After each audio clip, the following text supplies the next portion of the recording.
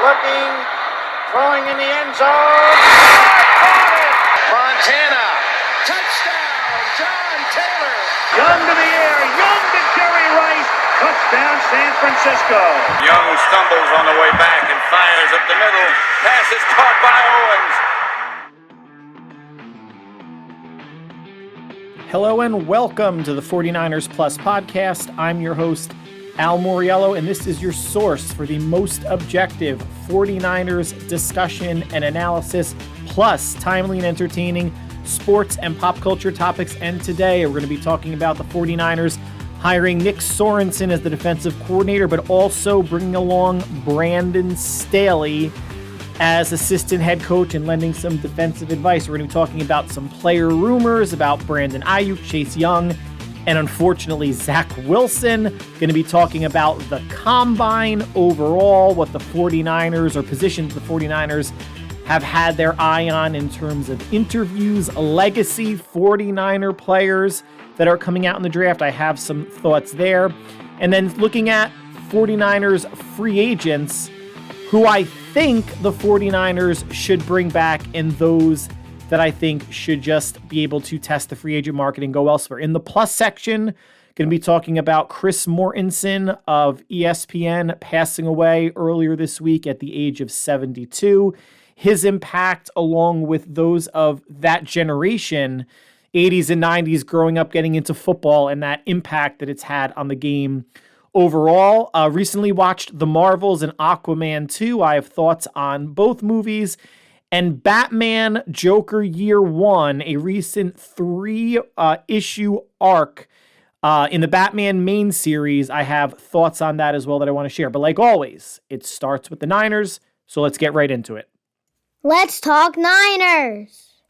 So the multi-week defensive coordinator search ended over the weekend. Nick Sorensen, the 49ers' previous defensive pass game specialist, has been promoted to defensive coordinator, but the 49ers also hired former Chargers head coach Brandon Staley as assistant head coach. And you can look at this, a couple different ways. One, the 49ers are getting to have their cake and eat it too. They wanted to maintain stability in terms of bringing someone in or promoting someone internally who has experience with the cover 3 tweaked version of the Seattle defense that Shanahan's been running since he and Lynch came aboard in 2017. That's not to mean that there aren't outside candidates that are familiar with it, but he feels like, and he and John Lynch at the Combine specifically came out and said that, we don't think anything's broken defensively. We want our guys to play fast, free, and athletic, not be thinking as much. And I guess they want to get back to what Saleh and DeMeco Ryans had instilled in them before Steve Wilks came in and made his own tweaks. He obviously was not a Robert Saleh or DeMeco Ryans clone. He had his own philosophy on how he wanted the defense to perform. And overall, the defense performed well.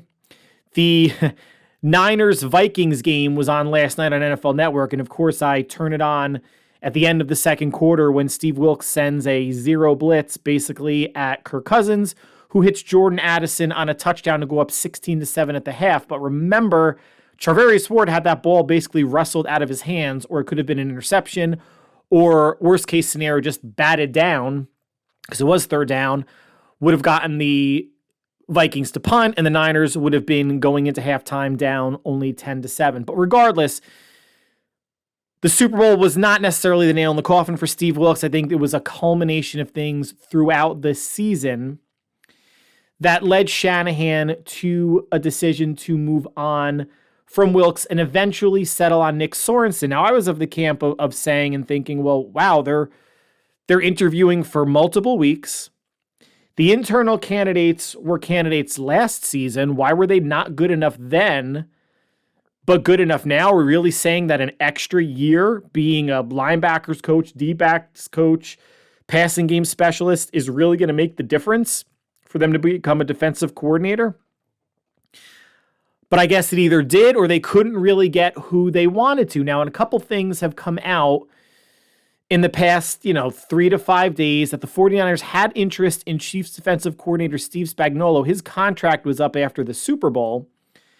And I don't know if it even got to the discussion stage. Maybe, Lynch and Shanahan and company were sniffing around Spags. The Chiefs found that out and they immediately re-upped him to a contract believed to be worth about $5 million per year.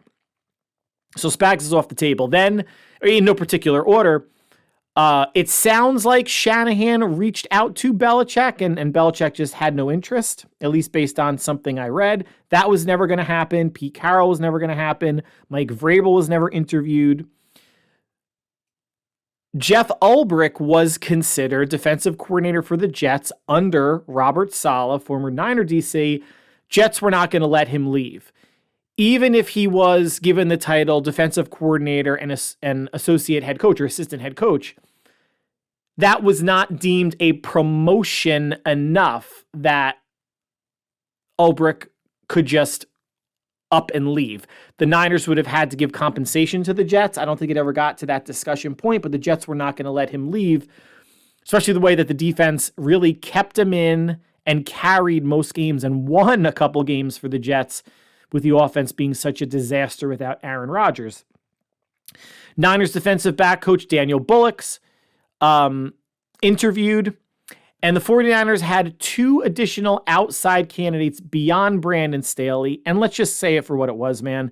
They were Rooney Rule candidates. And the Rooney Rule says even for coordinators, offensive and defensive coordinators, teams have to interview at least 2 outside minority candidates.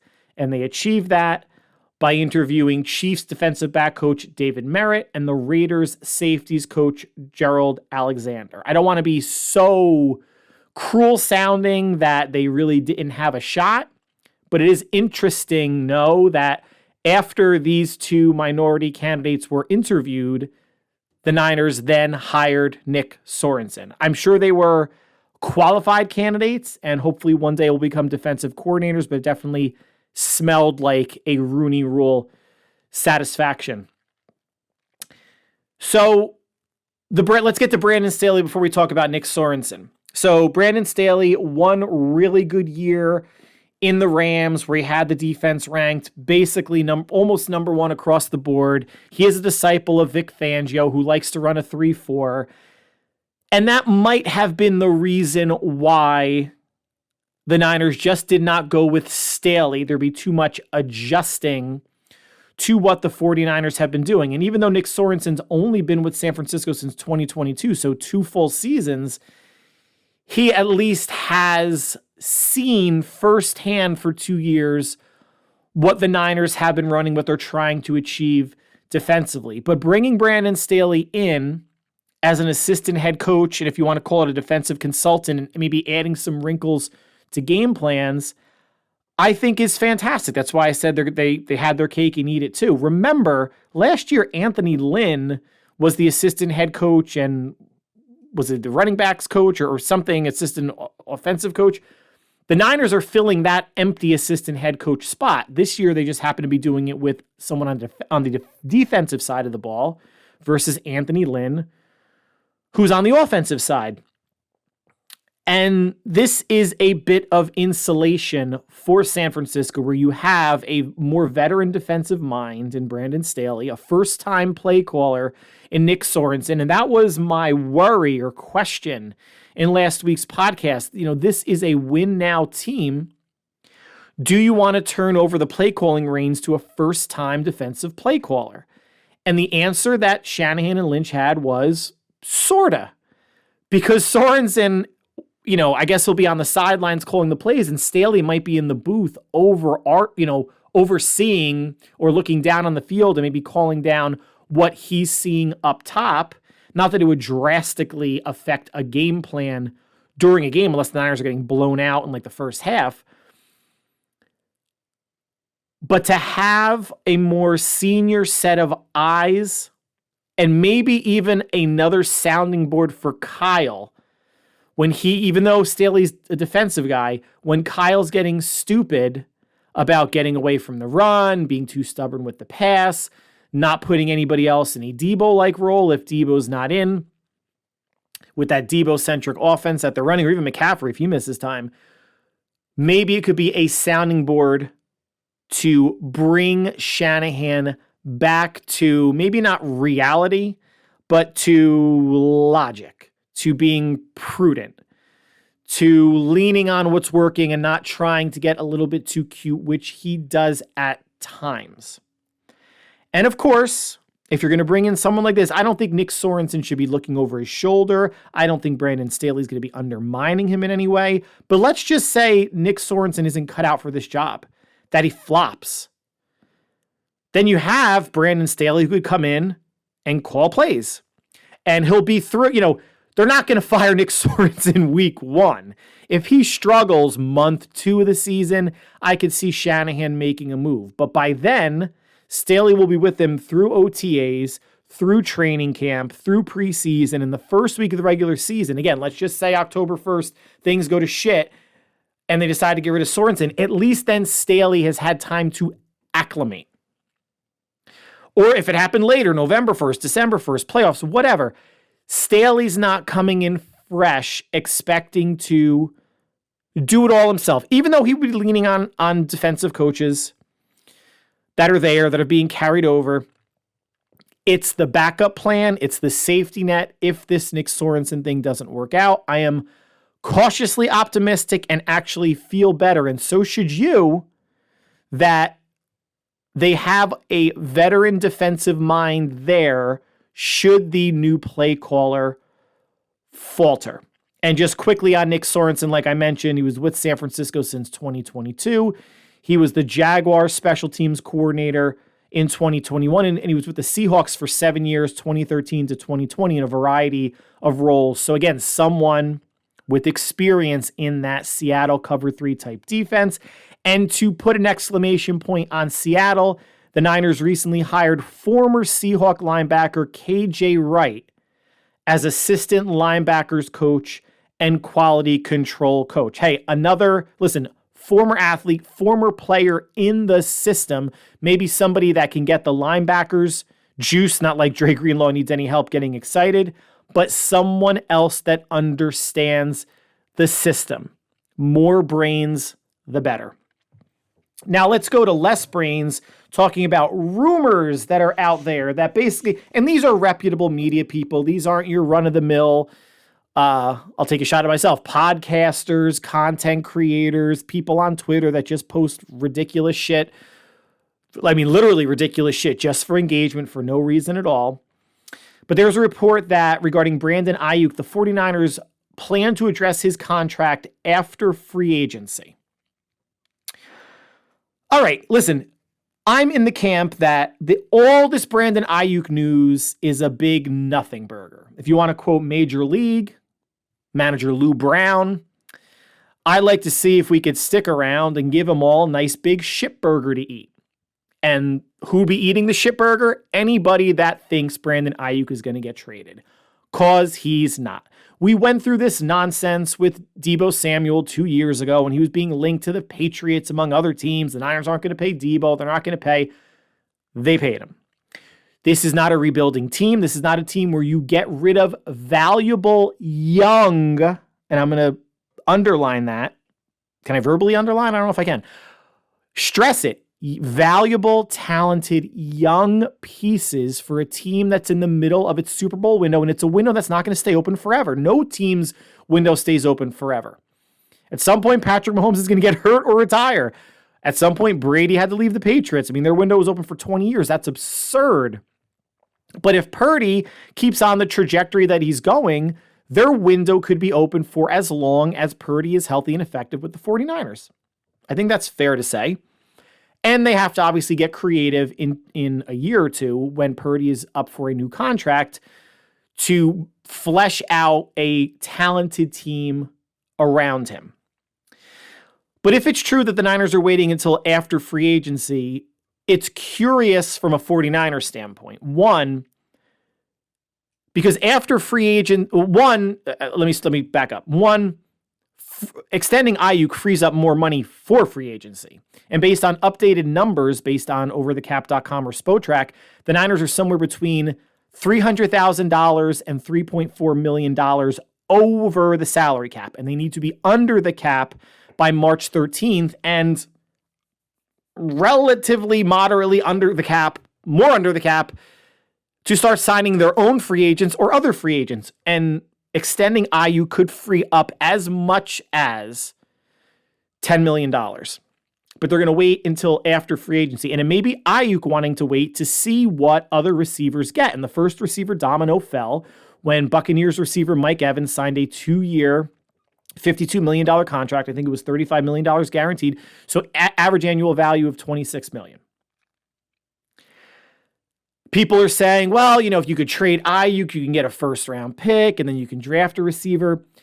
Shades of Javon Kinlaw, guys, where this is you keep Armstead, you trade Buckner, you draft a tackle, and it doesn't work out. Sometimes the known quantity is worth it, and Brandon Aiyuk, to me, is worth it for what he does in the offense. Hands, speed, route running, complements what Deebo Samuel does. And I think we all know by now, and I've said it for 2 full seasons, he is wide receiver 1 on San Francisco. The Niners can pay 2 wide receivers. They don't have to worry about trading someone now. They could trade someone after the 2024 season or after the 2025 season. Deebo's cap hit gets lower in 2025 than it is in 2024. Eric Armstead's cap hit is lower in 2025 than 2024, although I think he should be eyed up to rework his $28 million cap hit for this upcoming season.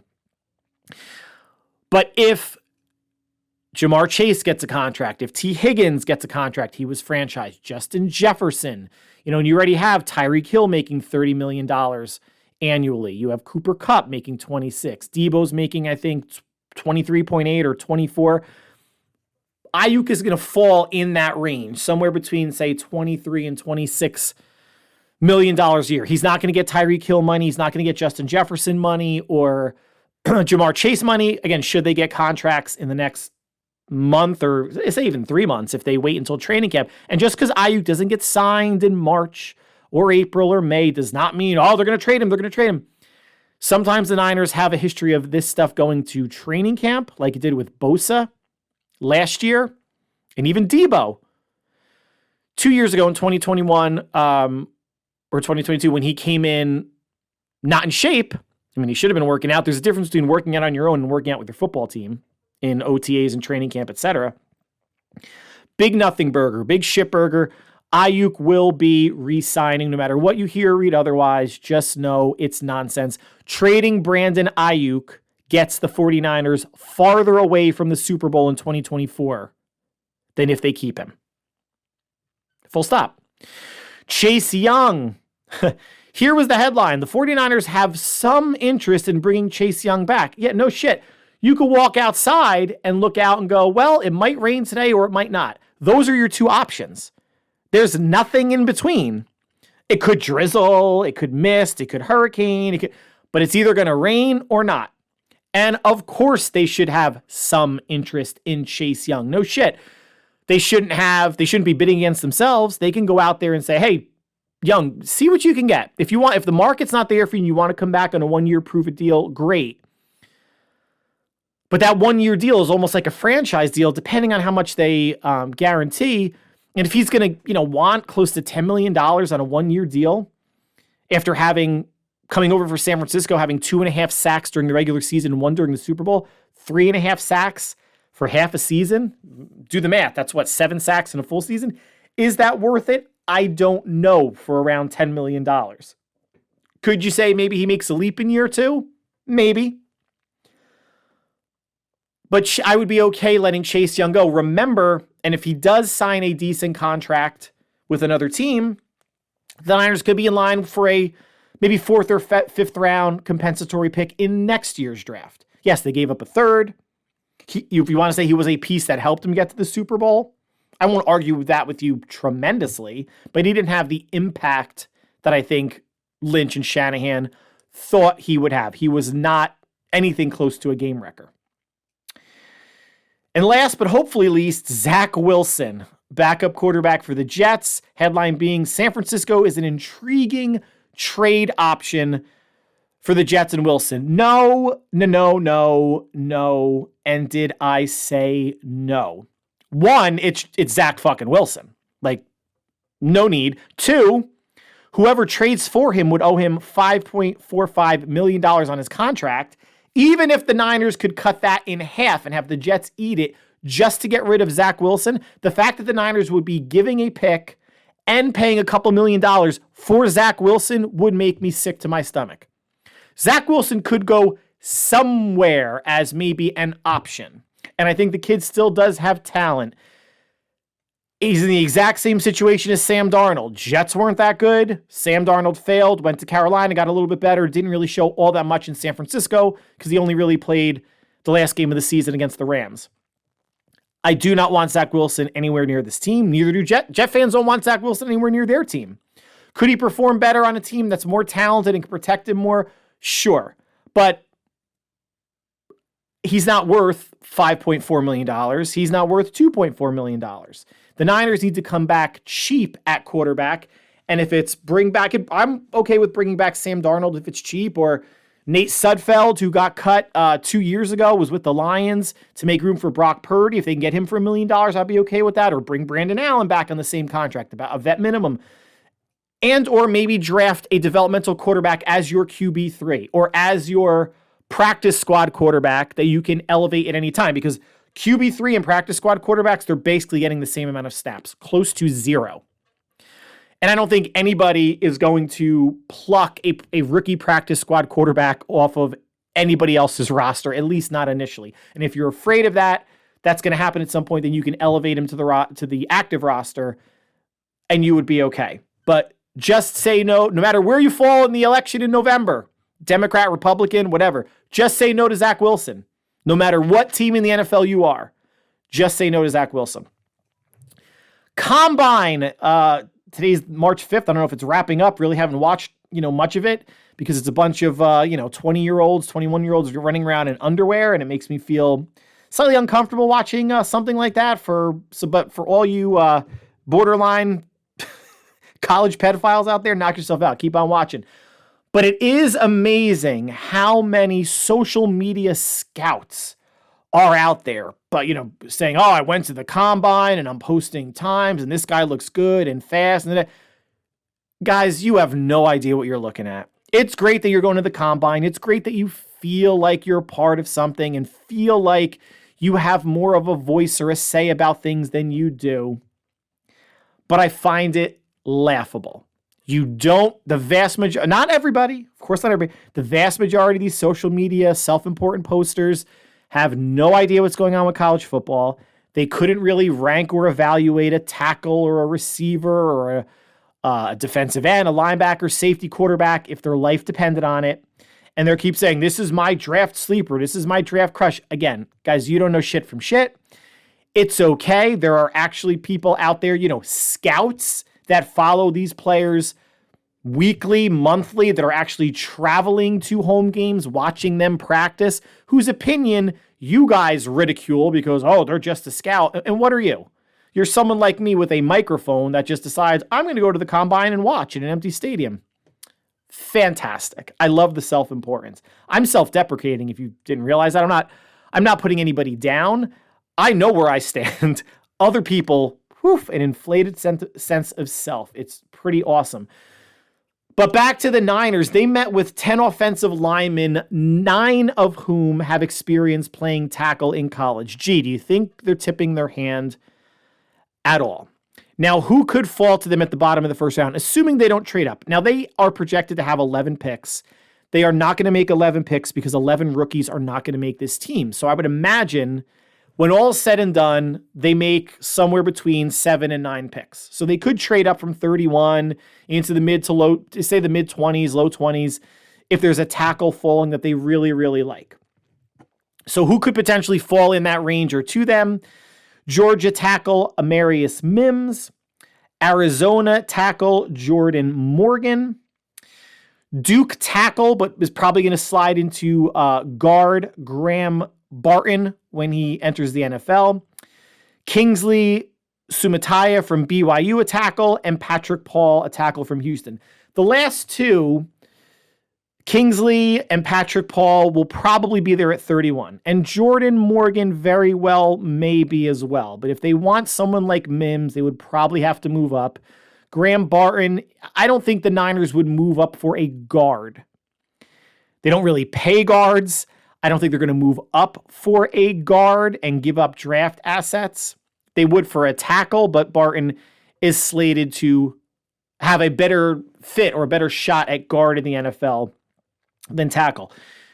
So I fully expect, I fully hope the Niners are going to take a D end or a D tackle at some point in the draft. I hope it's not the first round. One, keep your first. They should definitely not trade down from the first round because you want that first round player who gets a fifth-year option. So you get an extra year if he's working out to have him on your roster or work out a long-term extension. But I really hope they draft a tackle. And think about it this way. If it is, say, Jordan Morgan, or they say they do trade up for Amarius Mims, and he's your plug-and-play right tackle week one, that could potentially also solve your right guard spot because Colton McKivitz has experience playing guard as well. He could move in for Spencer Burford and be an option, maybe not an outright starter, but an option at right guard. And I would take McKivitz over Burford minus any other draft picks or free agency, which we're going to get into in a minute. I would take Burford over McKivitz over Burford. So a pick at tackle in the first round could solve two positions potentially. Here's who's on the roster for the 49ers or players of significance on the O-line. So Trent Williams, Aaron Banks, Jake Brendel, Spencer Burford, and Colton McKivitz right now would be your five starters. Behind them, Jalen Moore is your swing tackle. Corey Luciano could play center, and Nick Sakiel could play both guard positions. Remember, guys, the Niners are going to carry 9 offensive linemen at the most on their 53-man roster. They are not going with 10. Let me repeat this. They are not going with 10 on their initial 53 or at any point on their 53-man roster. So they have 8 right now. They're going to sign a free agent or 2. That brings you to 10. They're going to draft 1 or 2. So that brings you to 12. So 12 players fighting for 9 positions. And listen, it's not guaranteed. I don't think, certainly not guaranteed that Corey Luciano makes the roster. At center, he could definitely be a practice squad player. Nick Sakiel in 2 years hasn't shown a ton unless he makes a huge jump in OTAs, minicamp, and training camp. It's not like his spot is reserved as a backup. So while there are spots open, there are not as many as people are thinking. And I'm seeing folks, again, social media draft mavens who are drafting 3 or 4 linebackers with their mock draft. Guys, there's no room on the team for that many draft picks. 2 at the most. And I could still see them just drafting a tackle and going after maybe a guard in free agency and maybe bringing John Feliciano back cheap. Anyone drafting 3 or more linemen in their mock draft does not have any idea about roster construction, especially when they're not going to have 11 picks. Again, it's going to be somewhere between 7 and 9, and the Niners have more holes to fill, whether it's starter or depth, than maybe a lot of fans want to realize. And we're going to go into that in upcoming podcasts as we get closer to the draft, because the free agency period will obviously fill some holes. Now, before we leave the combine, 49er legacy players that the Niners met with. So what do I mean legacy players? Brendan Rice, the son of Jerry Rice, a receiver out of USC. Luke McCaffrey, Christian McCaffrey's brother, a receiver out of Rice. And Frank Gore Jr., Frank Gore's son, a running back from Southern Miss. And again, people are doing their mock drafts, and I know they're doing heart overhead. And if they can get these 3 players, they're going to get them, or they're going to draft them. And I've seen it far too often, and that's great. Overall, I don't want any 3 of these players on the 49ers. I think, especially for Brendan Rice and Frank Gore, I think the crushing weight of living up to what your father did on this team is going to be too much. And I think those 2 players would be better served blazing their own career and path elsewhere. Brendan Rice would be a relatively early round pick, maybe somewhere 2nd, 3rd, or 4th. Luke McCaffrey, mid-round pick, maybe somewhere between 4th and 6th. Frank Gore, I think, is he probably a 6th or 7th round pick, possibly even an undrafted free agent.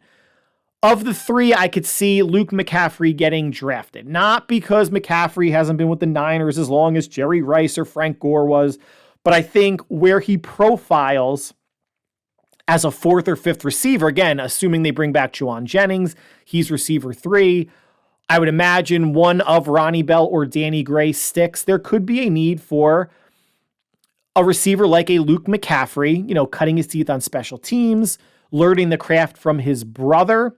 I don't think there's going to be any competition, obviously, considering who Christian McCaffrey is and who Luke McCaffrey is right now. A nobody. He's looking to make a name in the league.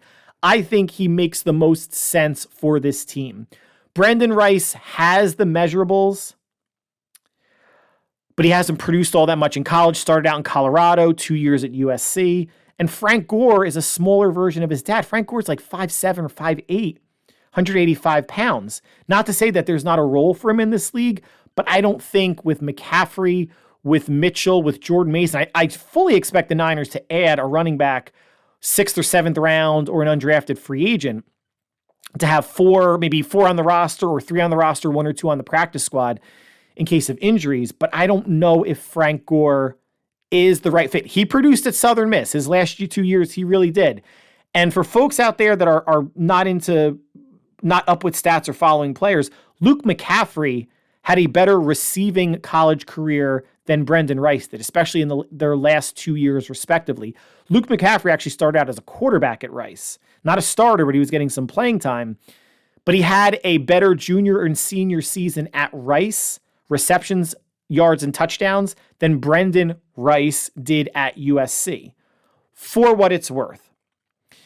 Again, I don't see them drafting any one of these players. I could be wrong. And if they do get drafted, I'll root for any player because, they're a Niner. But I would be rooting a little bit more for these players because of the relation component. But these players are automatically going to fall into like training camp hero, undrafted. They're going to make the squad and be the next great thing. And Brendan Rice will have, 800 yards. Like, people are going to go nuts with expectations, which is just, people are ridiculous anyways, fans, which is just another layer that I don't want to deal with. And I don't think, in a weird way, Niner management, however, they would have to deal with expectations of a legacy player that they would want to deal with as well. But if it's the best player available at a position of need, take them. I just don't really see it happening.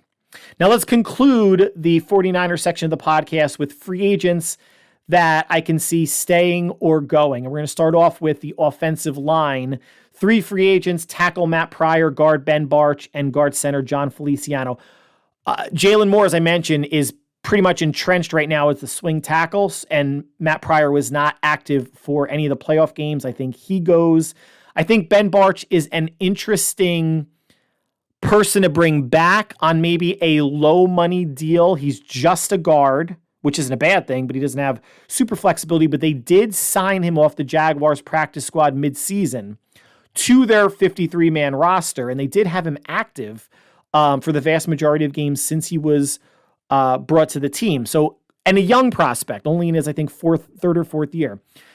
John Lynch has mentioned that he would like to bring John Feliciano back, whether it's in a starting role in place of Spencer Buford or as a backup that can play the interior 3 spots on the line. That versatility is valuable and important. We'll see how much Feliciano wants. If he's going to want more than his $2.5 million that he got last year, we'll see what the market for him is. But of the 3, that's one that I can see the Niners bringing back.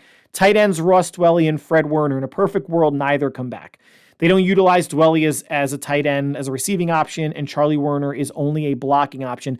John Lynch, thankfully, I feel like this is like 4 years too late, and I've never heard Kyle Shanahan say it, that they need to find a viable tight end too. Dwelley and Werner had every opportunity the past 4 years to become that. They're not. That's why they drafted Cam Latu and Braden Willis last year. Could I see them drafting another tight end?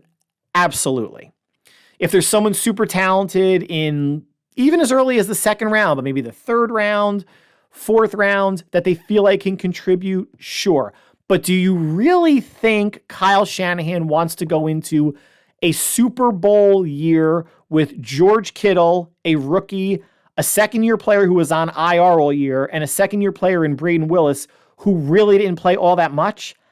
I don't.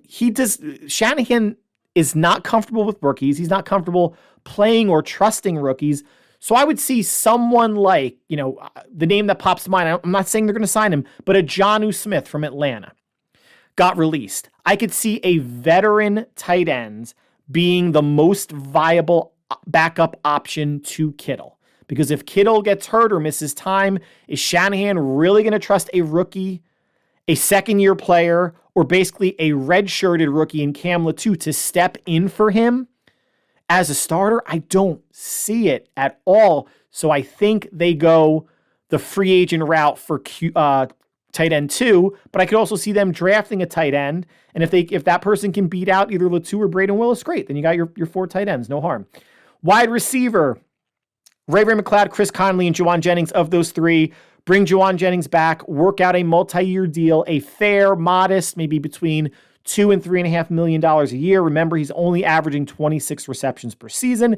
This season was his lowest output in terms of receptions. Don't let the Super Bowl be the lasting image in your mind in terms of his worth. Yes, a good blocker, but we're not going to break the bank for someone who averages 26 catches a season. But bring him back. Quarterbacks, Sam Darnold and Brandon Allen. I would be fine with Sam Darnold as the backup. Come back for less than $6.5 million cap hit that Darnold had in 2023. If you can get that to close to half or between 3 and 4, I'd be fine with it. And I think QB3 could be a developmental rookie that gets drafted. Defensive end, Cleveland Ferrell, Chase Young, and Randy Gregory. If Chase Young's market completely bottoms out and they can get him for under $7 million for a year, okay.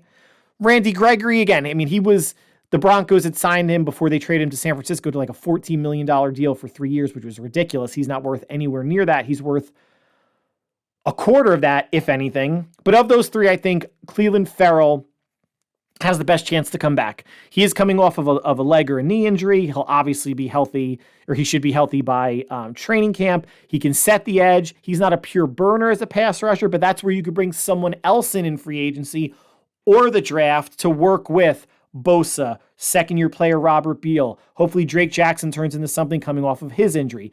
If you bring Ferrell and maybe a rookie, then you have a nice mix of 2 veterans in Bosa and Ferrell, a quasi-veteran in Drake Jackson, and 2 young players in Robert Beal and whoever this rookie might be. If the Niners swing for the fence for someone like a Brian Burns or a Josh Allen from Jacksonville, that would be great. I just don't see a huge splash signing in free agency happening this season.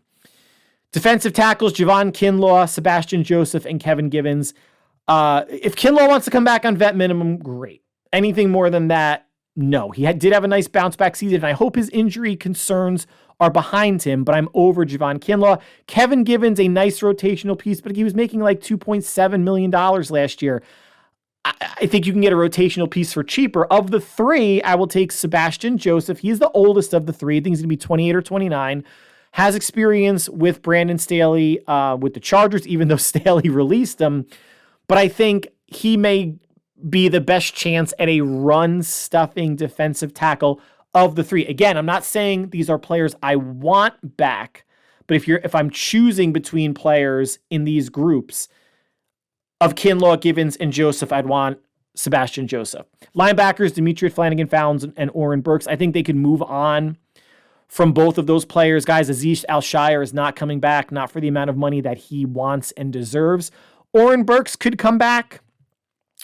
Nice depth piece, unless they feel really good about Jalen Graham's, D. Winters, second-year players, or Curtis Robinson, who they have on the practice squad. I don't think Oren Burks was anything great on special teams, and there was a significant drop-off in the Super Bowl when Burks was expected to cover or be near Travis Kelce more once Dre Greenlaw went out of the game, which is not a total indictment on Oren Burks. I just feel like I've seen enough from Oren Burks that if they can get someone comparable for cheaper, I'd be okay. And I'm not trying to like totally pinch pennies here. I'm just being cognizant of this is a team that's between 300,000 and 3.4 million over the cap.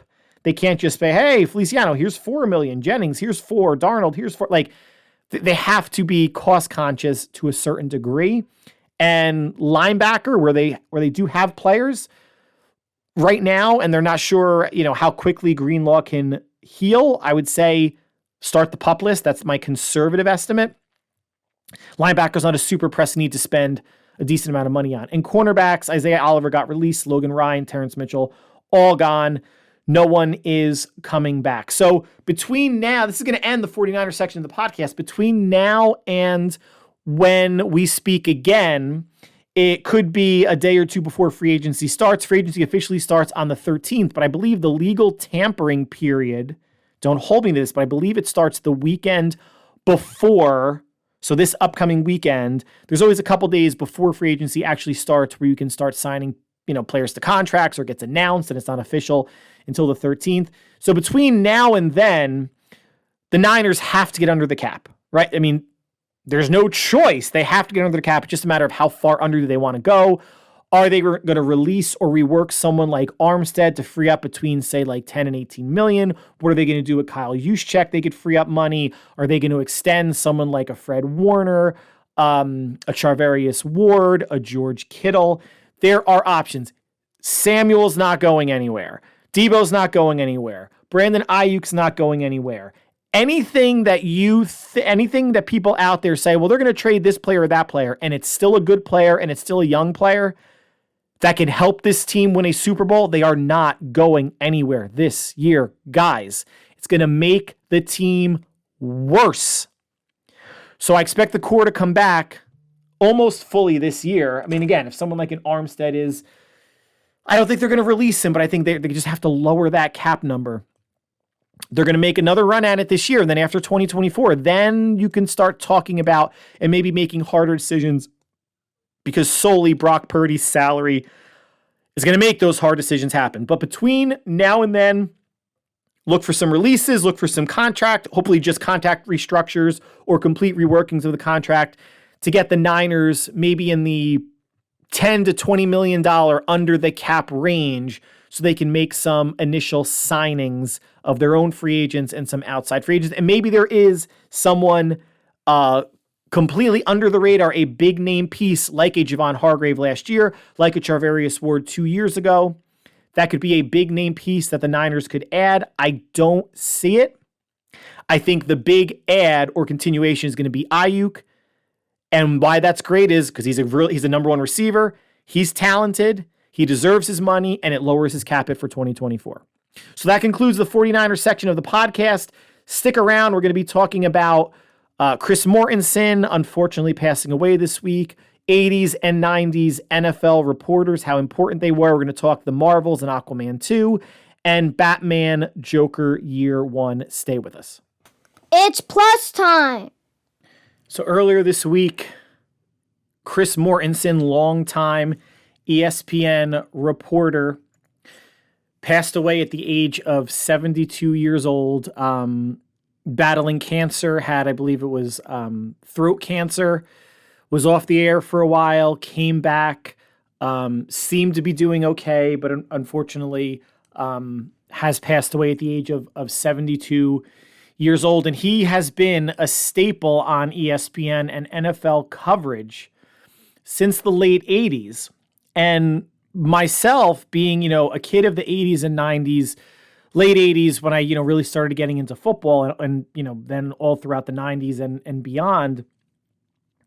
At that point in time, it was all about ESPN's NFL countdown before games started from, I think it was like 11 a.m. to 1 p.m. And then NFL primetime starting at either 7 or 7:30, which being a Niner fan, that's where this is, again, pre-internet, right? I'm sure there's a lot of people out there that can't imagine the world before the internet, but watching the ticker on the bottom of the screen for score changes for 4 o'clock games on the West Coast, or getting the final score updates on ESPN primetime, and then getting the highlights with Chris Berman, Tom Jackson, Chris Mortensen, was a staple, throughout every football season, late 80s, into the early 2000s. And I think it was, I forget the year exactly where Tom Jackson retired. And obviously Chris Berman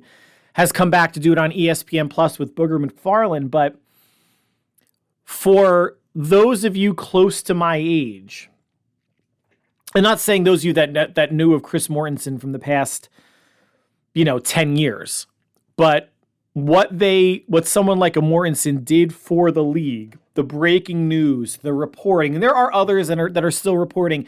Sal Palantonio, part of that group who really covers, the Philadelphia sports teams. Ed Werner, who is, covering Dallas teams, so obviously Eagles and Cowboys respectively, were part of that. I'm not going to call it like the old guard, but the first guard for when I was, growing up.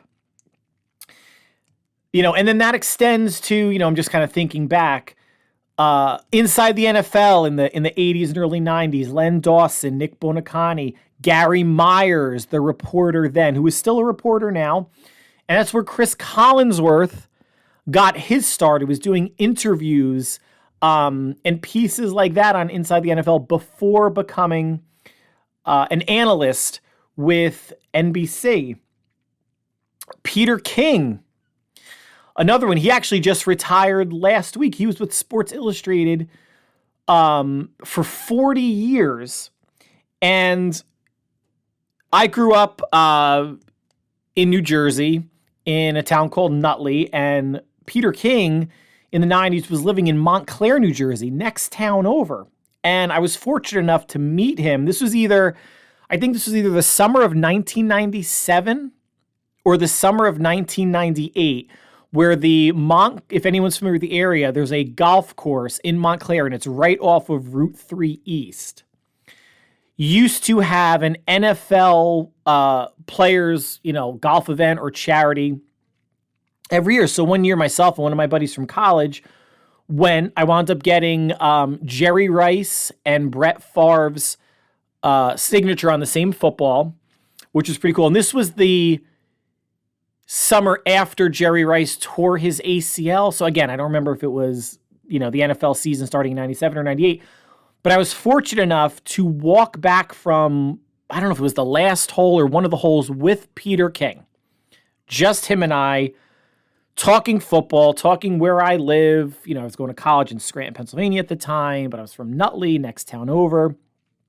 And I asked him, this was well before the SI, football preview came out, who he thought was going to represent teams in the Super Bowl. And I remember him saying the Jacksonville Jaguars and Tampa Bay Buccaneers. And once he said that, the rest of our conversation was me explaining to him to Peter King, why he was wrong with that prediction. I don't recall who I picked. I know it wasn't the Jaguars or the Bucs, but I have fleeting memories of that conversation, which was kind of something really cool. So just, additionally to see Peter King retire, again, that first guard being a child of the 80s and 90s. And obviously, thoughts and prayers go out to, to the Mortensen family for what he did on the biggest platform at the time, the worldwide leader in sports. A different time. I mentioned it before about there's no social media. Reporters mattered so much more, and they matter now, don't get me wrong, but so much more previously because they were the source of anything you were hearing on newspapers, magazines, TV or radio. There was no social media. There were no podcasts. There wasn't Twitter. There wasn't Instagram or TikTok, avenues for nobodies like myself to give analysis or thoughts on the NFL or quote unquote breaking news or rumors, what I'm hearing from an insider, which is usually nobody. It's what I'm hearing from my parents' basement while I'm wearing a guinea tee with spaghetti sauce stains on it. It is how you knew what was happening. Those were the trusted voices. and words that you would hear every week, every day in the newspaper, whatever it may be. And it was just sad to see someone that was such a omnipresent part of my football viewing childhood passing away. And then obviously someone like Peter King retiring. But let's transition now from sports reporting to movies. So this past week, I watched both The Marvels and Aquaman 2. Now let's start with how much each movie bombed in theaters. So The Marvels made $206 million worldwide on a $270 million budget, which means if you apply the 2.5 times multiplier rule, that it lost $470 million. I think that's way, way, way high. It probably lost closer to half that, probably in the $200 million range. But I just go by that 2.5 times multiplier because I don't have access to anything other than what's publicized in terms of what it made. You can go to boxofficemojo.com for that, and you can just type Marvels or Aquaman 2 production budget, and you will get the production budget for it. Aquaman fared better, still lost money, but fared better, made $434 million on a $205 million budget. And applying that 2.5 times multiplier, it lost $78 million. For whatever reason, that feels right. That feels like, it lost nearly $100 million versus the Marvels losing over $450 million. The math doesn't work out that way. And it's funny that the Marvels had the bigger budget because Aquaman felt like it was the more effects-heavy film, considering how much of the movie takes place underwater. A lot of Captain Marvel takes place in outer space. Don't get me wrong, a lot of effects also. But I was surprised that the budget for the Marvels was $65 million more, especially for a movie that you would figure Jason Momoa's contract was probably more than the three leads of the Marvels, the three female leads combined. But I will say this. I like the Marvels better. It was at least lighthearted. I was entertained.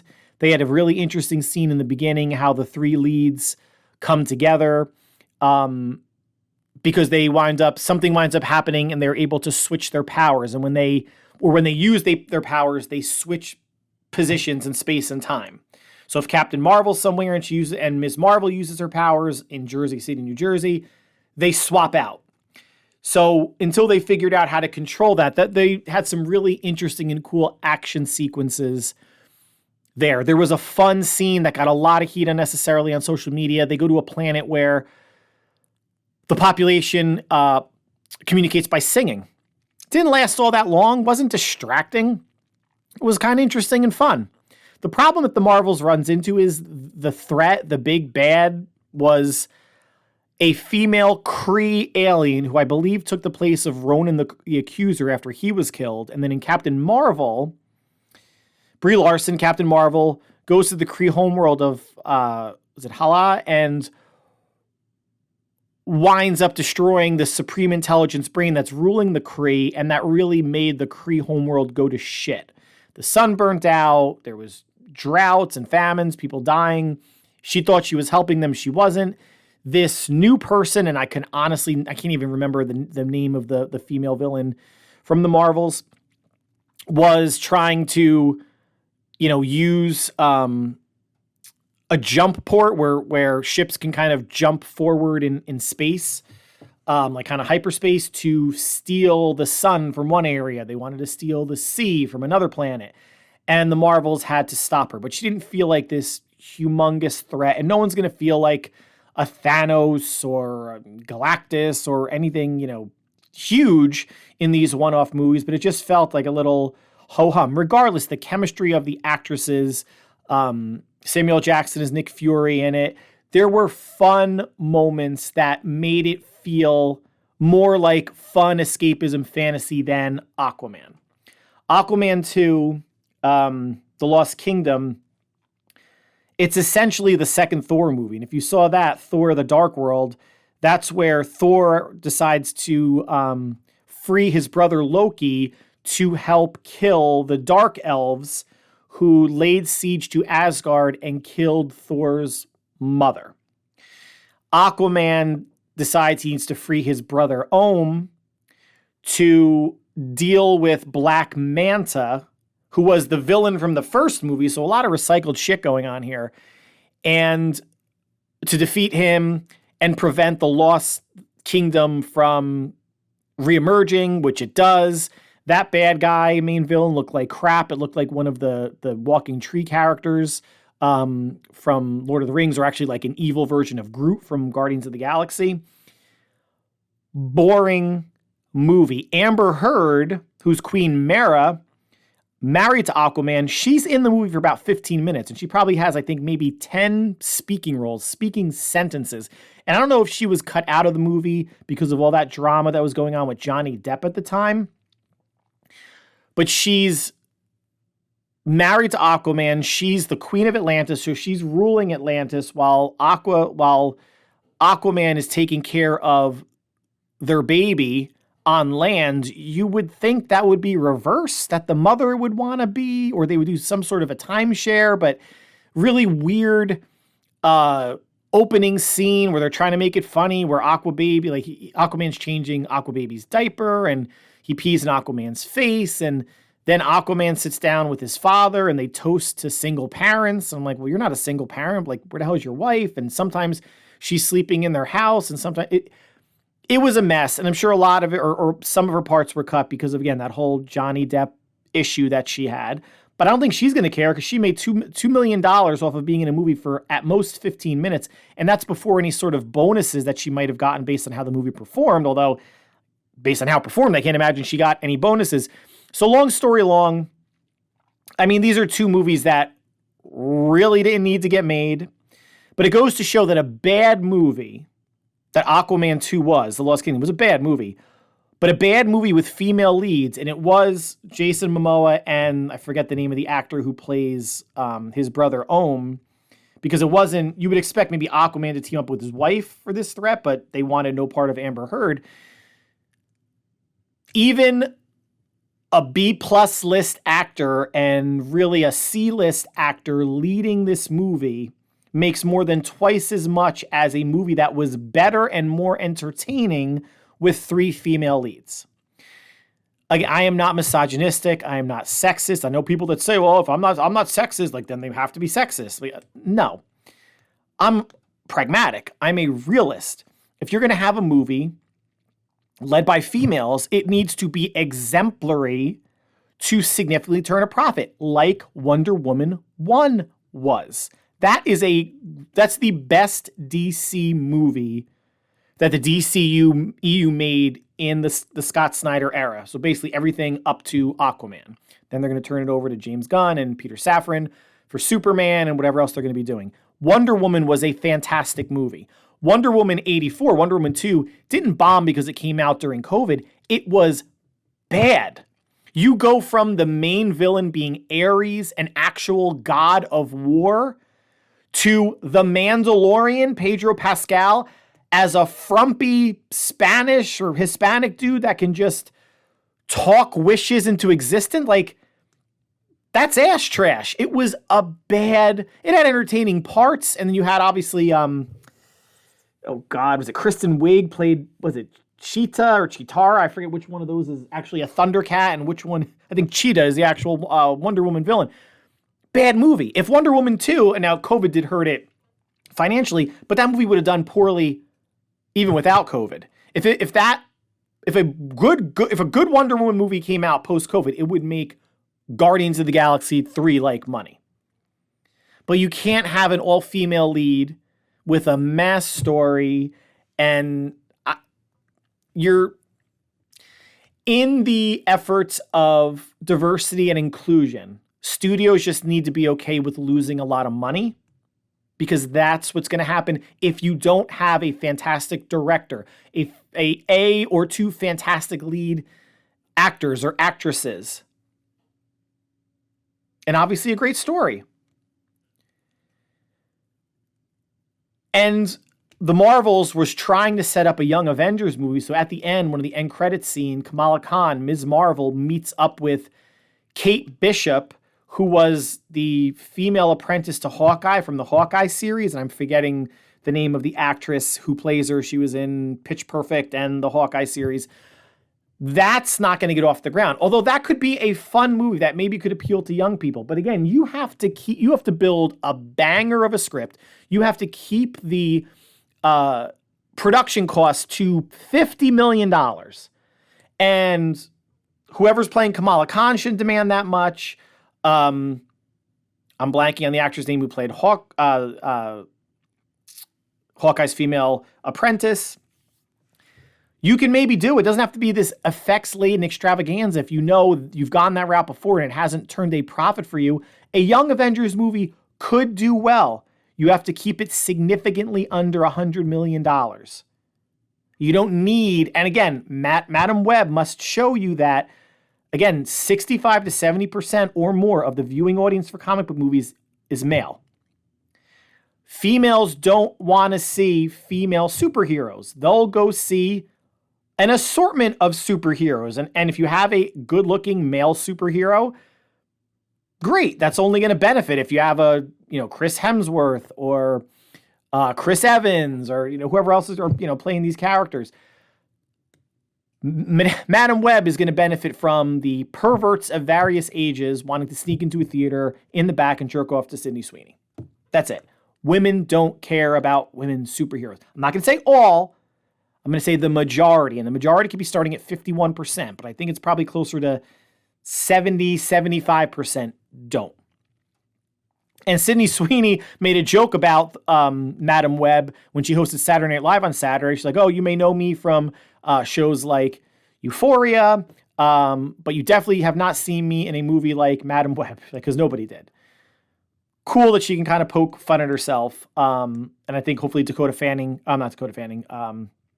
Johnson or whoever the lead was could as well. And it hopefully doesn't set their careers back too much. But listen, Aquaman's on HBO, Marvel's is on Disney+. You have time, watch them. If you had to prioritize and only watch one, I would say watch the Marvels. It was more fun. Aquaman felt like an effort to get through. It felt like a comic book superhero sequel movie by the numbers. Like, oh, check off same bad guy. Now we're gonna bring back the brother as a good guy. It was boring. It was just bad. But let's conclude let's stay with DC and comic books. So I've been reading the Batman main comic book for over a decade now, when Scott Snyder started his run on Batman. And then a couple different writers have taken over the mantle. And most recently, it's Chip Zdarsky, who had a 3-issue run called Joker Year One, which was meant to explore the Joker's origin. What's interesting about this was about 7 years ago in an issue of the Justice League, where I think it was the overarching title was called The Darkseid War. Justice League is fighting Darkseid, and Batman winds up being able to acquire and sit on this supernatural chair called the Mobius chair. And he asks the Mobius chair, which tells the truth about everything, what the Joker's name is. And you don't know what the answer that the chair gives is initially, until a later issue where Batman says he didn't give a name. The chair didn't give a name. The chair said that there are 3 Jokers. Batman does not get back to that until a series called The 3 Jokers, written by one of my favorite writers, Jeff Johns, releases in 2020. And it's 3 issues, and it comes out and basically defines 3 different human beings as the Joker. One that's called the clown, one that's called the criminal, and the third that's called the comedian. And this is meant to represent how the Joker seems to change his personality and his approach at different times in Batman's history. Whether he's very goofy, very quiet, or surly, as like a gang leader, or something in between.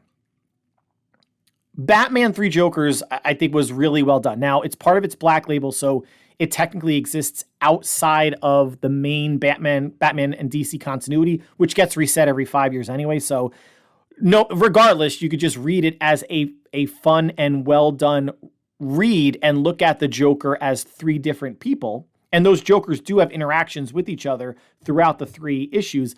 By the end of the 3rd issue, only one Joker is left alive. I'm not going to ruin it for anybody, but you do. Batman does say that even though he does,